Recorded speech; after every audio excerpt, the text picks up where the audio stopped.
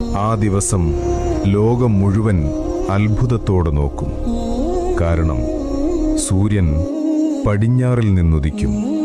മുഹമ്മദ് സല്ലല്ലാഹു അലൈഹി വസല്ലം പറഞ്ഞു, സൂര്യൻ പടിഞ്ഞാറിൽ നിന്നുദിക്കുന്നതുവരെ ഖിയാമത്ത് വരില്ല. അത് സംഭവിച്ചാൽ ലോകം മുഴുവൻ ഭയത്തിലാവും. ആ ദിവസം മനുഷ്യർ തൗബ ചെയ്യാൻ ഓടും. അവർ പറയും, യാ റബ്ബ്, ഞങ്ങൾക്ക് മാപ്പാക്കണേ. പക്ഷേ അന്ന് വളരെ വൈകിയിരിക്കും. കാരണം ആ ദിവസം മുതൽ തൗബയുടെ വാതിൽ അടയും. അതിനുശേഷം ഈമാൻ കൊണ്ടുവരുന്നവർക്ക് പ്രയോജനമുണ്ടാകില്ല. അതുകൊണ്ട് ഇന്ന് തന്നെ അല്ലാഹുവിലേക്ക് തിരിയൂ. കാരണം ആ ദിവസം എപ്പോൾ വരുമെന്ന് ആർക്കും അറിയില്ല.